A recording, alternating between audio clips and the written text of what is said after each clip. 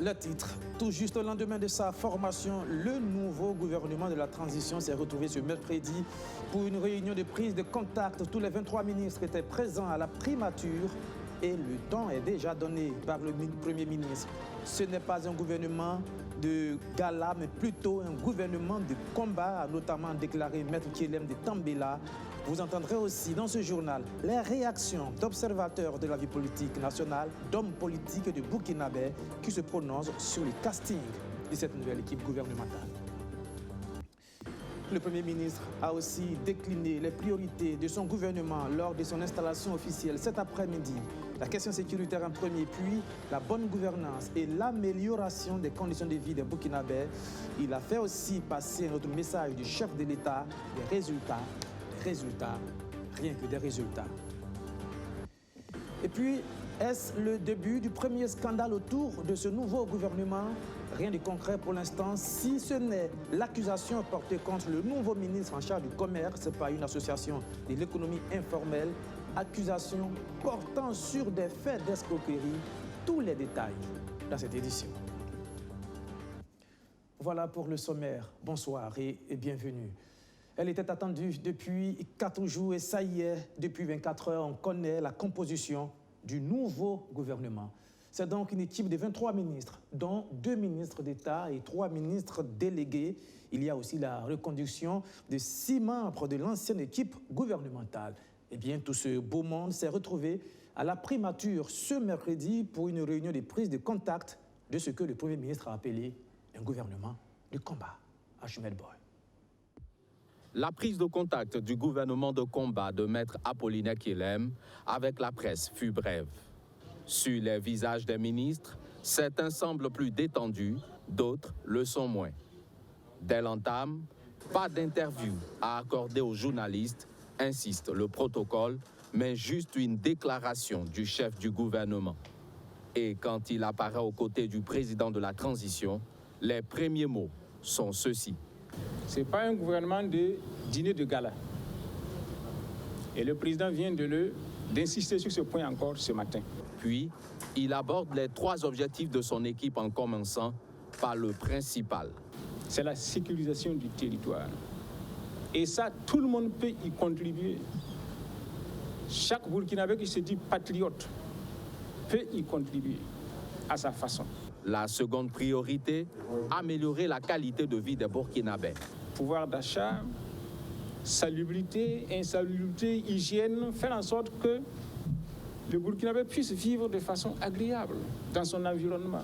Enfin, il s'attaquera au système de gouvernance du pays. Qu'est-ce qui fait que chaque fois il y a l'instabilité politique? Que pouvons-nous faire pour une meilleure gouvernance pour notre pays, pour notre société? Une fois les priorités fixées, le groupe regagne la salle de réunion. Ces priorités de son équipe, le Premier ministre les a rappelées encore une fois dans l'après-midi de ce mercredi au cours de son installation officielle. Maître Kyelem Apollinaire de Tambela ajoutera ceci: le président ne veut pas des explications, il veut des résultats. Amadou Diko. Devant ses nouveaux collaborateurs, il reçoit sa feuille de route des mains du secrétaire général du gouvernement et du conseil des ministres. Aussitôt installé, le Premier ministre Apollinaire Kyelem de Tambela fixe le cap. Il nous faut des résultats et non des excuses, a-t-il martelé. Je voudrais dire à mes collaborateurs que les chantiers commencent. Le président dit qu'il ne cherche pas d'explication, il veut des résultats. Désormais, le moi doit faire la place au nous. Dans toutes nos actions, dans tout ce que nous faisons, nous devons nous poser la question, est-ce que c'est pour l'intérêt général? Il faudra que chacun de nous sache que nous sommes ici des privilégiés. Quand nous connaissons le Burkina Faso, nous savons que dans le Burkina Faso profond, il y a des gens pour qui même avoir de l'eau potable pour boire est un problème. Si nous avons l'amour de notre peuple, il nous faut agir différemment. Agir différemment pour relever les défis auxquels est confronté le Burkina Faso, tout en encourageant ses collaborateurs pour les efforts déjà consentis. Le chef du gouvernement les invite à se mettre au travail. Nous vous invitons tous au travail. Notre objectif, c'est mettre les Burkinabés au travail. Que les Burkinabés sachent que personne ne viendra construire leur pays et leur bonheur à leur place. Que les Burkinabés sachent qu'il ne s'agit pas d'attendre quoi que ce soit de qui que ce soit, mais que c'est à chacun, en toute conscience, de comprendre qu'il a son destin en main. Apollinaire Joachim Kielem de Tambela exhorte à penser à la majorité des Burkinabés dans la peine. Il rappelle également que le Burkina Faso ne dispose pas d'assez de ressources, mais chaque Burkinabé peut faire en sorte que le pays soit enviable.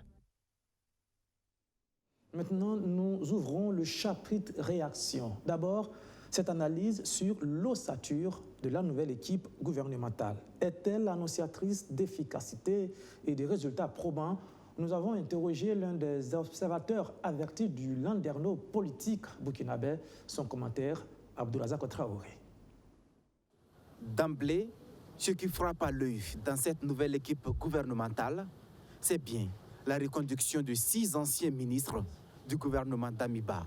Il s'agit de Bassolma Bazié de la fonction publique, de Olivia Rwamba des affaires étrangères, Jean-Claude Kargougou de la santé, Aminata Sabané de la transition digitale, Jean-Marie Traoré, délégué aux affaires étrangères, et Jacques Sosten Dengara, secrétaire général du gouvernement. Cet analyste a été surpris de voir autant de reconduction. S'il estimait que l'équipe conduite par Damiba avait trahi, je ne m'attendais donc pas à voir des personnes qui étaient dans l'équipe de Damiba à des postes éminemment stratégiques. Et parmi ces postes dits stratégiques, celui occupé par Bassolma Bazié. L'ancien leader syndical est désormais ministre d'État. C'est une contradiction selon Inoussa Ouedraogo. Le ministre Maître Apollinaire Kielem de Tambela avait toujours indiqué en ce qui concerne le ministre en charge de la fonction publique, Bassolma Bazié, qu'il était trop excité, qu'il n'était pas assez posé. En tout cas, il semblait être critique à son endroit. Donc j'ai été surpris de voir qu'il a même été bombardé ministre d'État. Et donc du coup, je me pose la question de savoir si véritablement cette équipe-là a été faite réellement sur proposition du Premier ministre. Si ce n'est pas le cas, évidemment, ça risque d'avoir, en tout cas, des conséquences sur la collégialité et entre le ministre d'État Bassolma Bazié et le Premier ministre Maître Apollinaire Kielem de Tambela. Et l'autre flop dans cette nouvelle équipe, c'est l'arrivée de l'ancien directeur des infrastructures et de l'équipement de la présidence du Faso. Adama Luc Sorgo, désormais ministre des Infrastructures, serait le géniteur d'un des auteurs du récent putsch. Le père, disons, d'un des éléments qui ont fait le putsch, donc proche d'Ibrahim Traoré, M. Sorgo.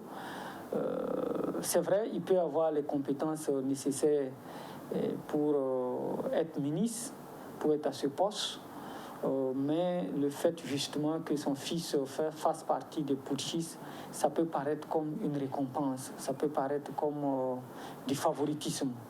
Le portefeuille de la défense, lui, sera assumé par le colonel-major Kassoum Koulibaly, un officier burkinabé en poste au Nigeria depuis quelques années. Il y a le risque de dépaysement, selon notre analyste, qui apprécie cependant positivement la configuration des départements relatifs aux forces de sécurité.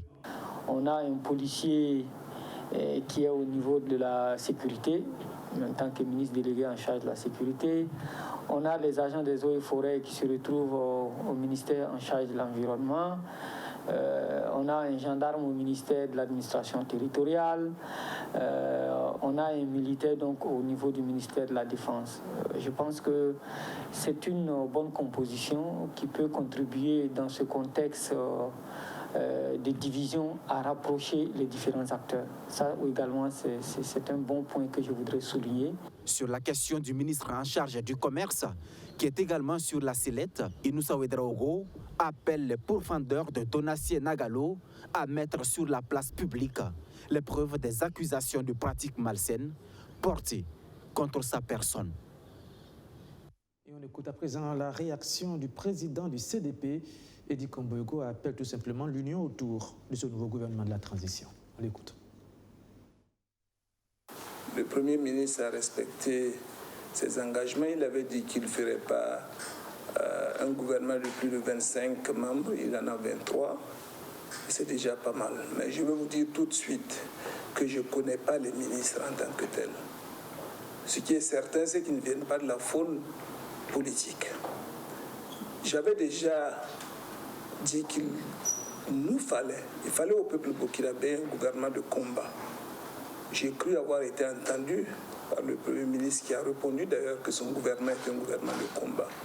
Je ne sais pas sur quels critères ils ont été choisis, mais je pense probablement que c'est sur leur technicité. Et si tel est le cas, nous les apprécions au pied du mur. Pour ce qui concerne mon parti, le CDP, et si le gouvernement va dans ce sens, nous les soutiendrons. Mais s'il venait à dévier et à jouer un peu plus de politique ou du politicisme, nous dénoncerons. Nous osons espérer qu'avec l'expérience que nous avons eue, le gouvernement ira dans le bon sens. Nous leur souhaitons bon vent. Le Burkinabé Lambda s'est aussi prononcé sur la composition de la nouvelle équipe gouvernementale. Il y a les satisfaits, les mitigés, ceux qui attendent de voir les résultats et puis les pessimistes aussi.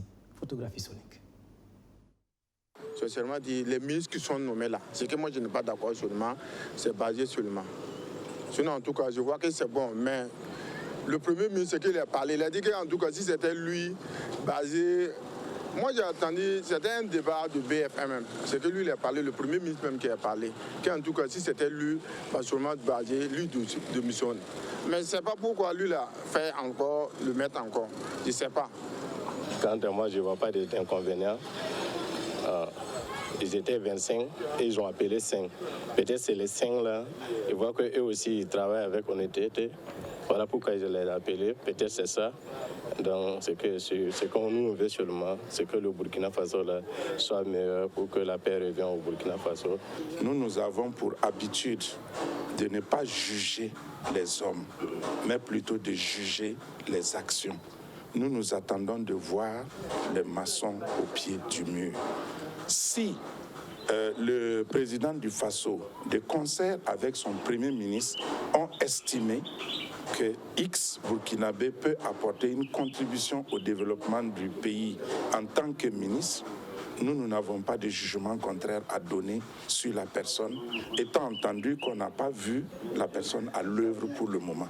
Donc, tout ce que nous pouvons souhaiter en tant que Burkinabé, que ces hommes et femmes qui ont été choisis par le Premier ministre et le président du Faso soient des hommes et des femmes qui soient à mesure d'apporter des solutions aux préoccupations que nous avons. Tous ceux qui ont été nommés, c'est que le président a eu confiance à eux et puis je pense que il faut que ça soit un gouvernement de combat. Alors comme le président lui-même dit que tout est urgent dans le pays, là je pense que tous ceux qui ont été nommés peuvent faire l'affaire. Bon, je vois aussi l'engagement du président, du jeune président, je vois aussi l'engagement du Premier ministre, M. Apollinaire, c'est bon, ça, bon. Pour le moment, mon point de vue, ça va. Vous savez, si la tête est bonne, quelle que soit la personne, il ne peut pas aller au-delà de la vision de la tête. Vous savez, si Ibrahim porte confiance à des personnes, malgré qu'ils sont dans le groupe de Damiba, rien ne peut interdire qu'ils n'ont qu'à changer la donne. Actuellement, nous, le Burkinabé, on vit dans la peur. 45% de notre territoire est occupé par des microbes, parce que moi, je vais le dire, les microbes. Maintenant, s'il a vu que des personnalités, là, les personnes là, peuvent apporter quelque chose à la transition, moi, je ne vois pas quelque chose de mal dedans. Je pense que c'est un bon gouvernement au regard des personnes qui ont été nommées, même si je ne connais pas la majorité d'entre eux. Mais je suis déjà satisfait de la reconduction de M. Bassolma Bazié en tant que ministre en charge de la fonction publique. Donc, je pense que... Venons-en à cette autre réaction, plutôt détonnante. Elle concerne le nouveau ministre en charge du commerce. À peine nommé que Donatien Nagalo est accusé de faits d'escroquerie. L'accusation est portée par le bureau du Conseil national de l'économie informelle de la région du centre. De quoi s'agit-il exactement? Plus d'explications, Benjamin Kwame. Ils sont membres du Conseil régional de l'économie informelle du centre. Dans une colère noire, ils disent être surpris et choqués à la fois de voir Roch Donatien Nagalo dans le nouveau gouvernement et de surcroît occuper le ministère du Développement industriel, du commerce, de l'artisanat et des petites et moyennes entreprises. Pour eux, le Premier ministre a fait une erreur de casting parce que le nouveau ministre est trempé dans une affaire d'escroquerie aggravée sur des commerçants. Le ministre dont nous accusons aujourd'hui, avec sa structure Sinakombe, avait organisé un système qui disait qu'ils allaient aider les commerçants et les commerçantes à acquérir des prêts à travers une caution solidaire. Les gens ont adhéré à son projet à son temps et les gens s'étaient acquittés d'une facture de 22 000 chacun. Une cotisation levée et les commerçants n'ont plus eu de suite jusqu'à ce jour, soutiennent encore les conférenciers, avant d'ajouter que Roch Donatien Nagalo est de moralité douteuse. Le choix porté sur sa personne est considéré comme une trahison et les preuves ne manquent pas selon eux. À notre sein, on n'a pas de problème particulier avec lui. Mais nous tenons ici des preuves. Voilà ces preuves-là. Et nous sommes en train de récolter toutes ces preuves-là pour qu'il n'y ait pas de discussion que M. Nagalo, même demain, c'est un escroc. Qu'on ne peut pas admettre, on ne peut jamais accepter qu'il devienne une autorité à notre sein. Cette sortie médiatique spontanée fait office d'interpellation. Le Premier ministre doit vite retirer le ministre du Commerce du gouvernement s'il souhaite que l'entente et l'harmonie règnent chez les commerçants qui peinent déjà à relancer leurs activités. Sinon, ils emploieront d'autres moyens pour se faire entendre. Si vous voyez les vieilles qui vont sur leur table, quelqu'un accepte de rentrer, prendre de l'argent avec ces vieilles-là, les promettre des crédits et qu'ils n'arrivent pas à honorer ces propositions, nous pensons qu'à l'heure actuelle, il ne peut pas nous gérer comme ministre de Commerce. Là où est le pays à l'heure actuelle, nous pensons que les autorités vont nous écouter. Donc il n'est pas question que ces autorités-là ne nous écoutent pas. Et s'ils ne nous écoutent pas, dans les jours à venir, vous saurez de quoi nous allons faire. Parce qu'il y a beaucoup de choses. En remplacement de cette nouvelle autorité, les commerçants souhaitent avoir une personne dont les compétences et savoir-faire ne sont pas contestés ou une personne qui fait l'unanimité depuis les marchés, les yards, les boutiques de rue jusqu'aux entreprises. La suite de ce journal est direction Banfora, où des agents de santé du CHR de la ville se plaignent des coupures de salaire qu'ils ont subies pour faire des grèves, une punition qu'ils qualifient d'abusive. Ils sont allés le signifier à leur direction générale. Vous allez les entendre. C'est un reportage de Cédric Wilfried Mabio.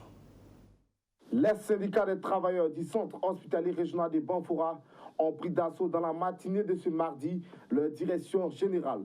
Dans leur blouse, plusieurs revendications portant essentiellement sur des coupures de salaire de certains agents ayant observé des mots de grève en 2019.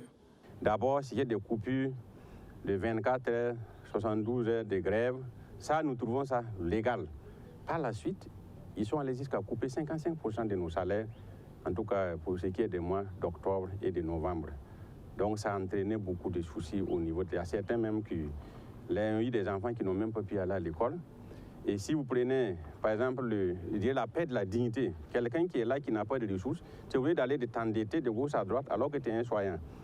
Et étant soignant, on était obligé de passer même pour pouvoir, en tout cas, donner les soins de qualité aux malades. Imaginez-vous un soignant qui n'a pas d'argent. Certains sont toujours à des soldes négatifs.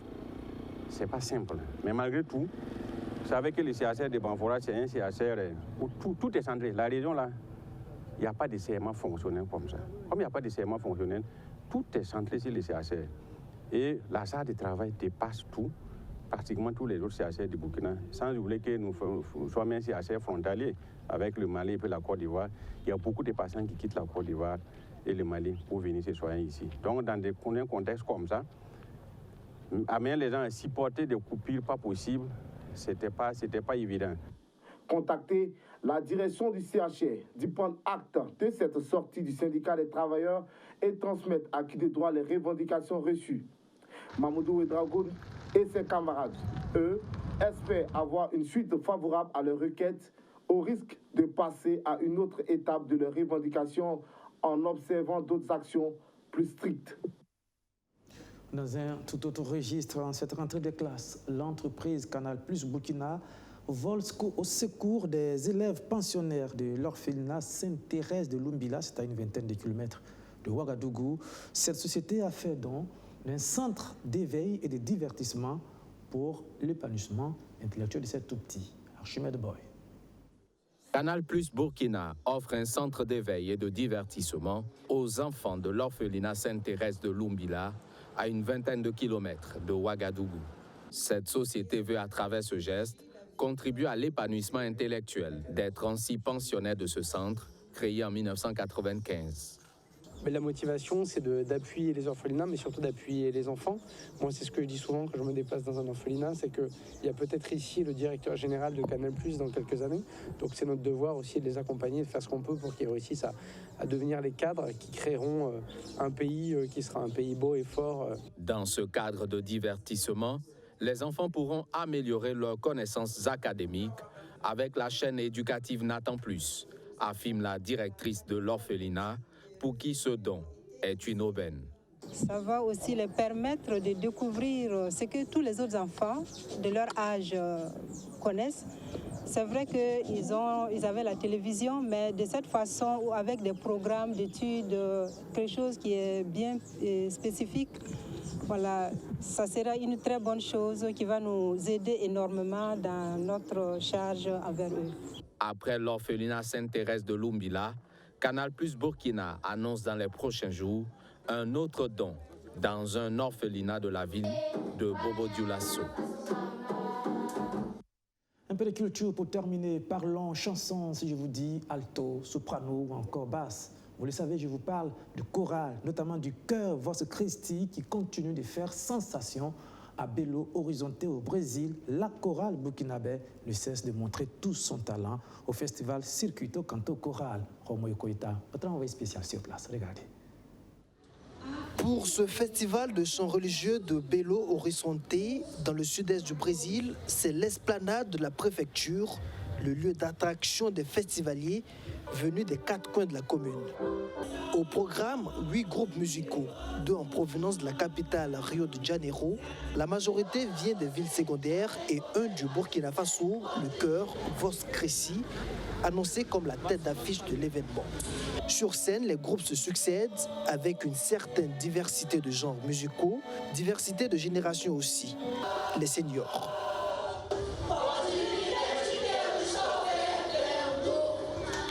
Et les tout petits.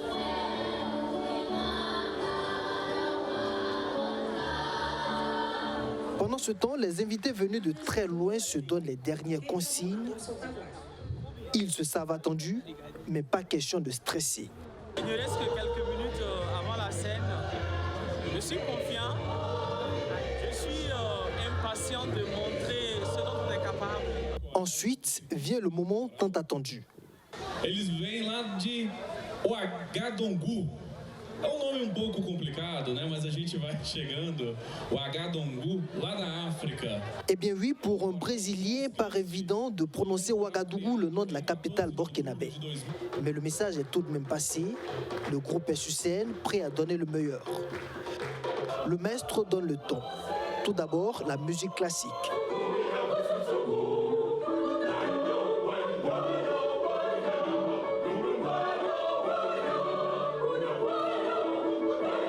Des compositions avec beaucoup plus de rythme, accompagnées du djembe, un savant mélange de musique du terroir moaga.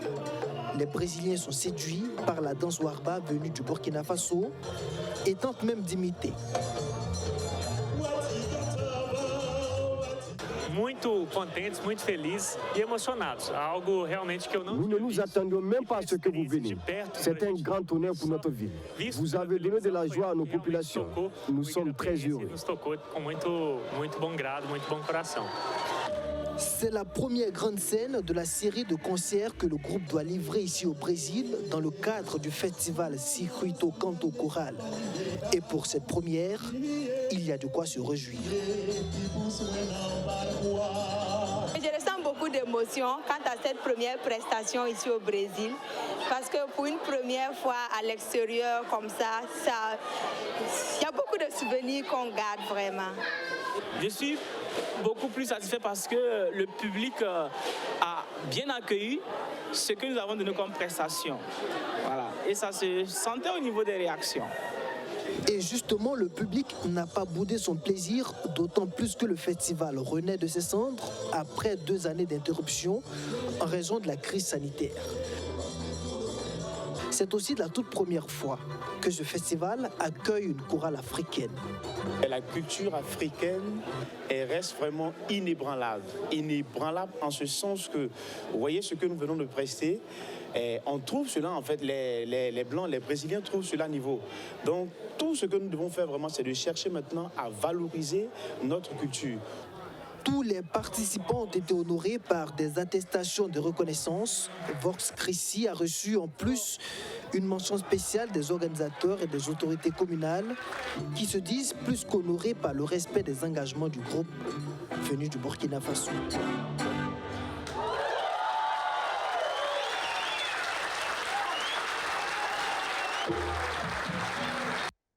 Allez, bravo à vous, chers ambassadeurs de la musique burkinabé au Brésil. Et c'est sur ces notes que prend fin ce journal. Merci de l'avoir suivi. Merci encore une fois de votre fidélité renouvelée. Rendez-vous demain à la même heure, 19h30. Bonsoir.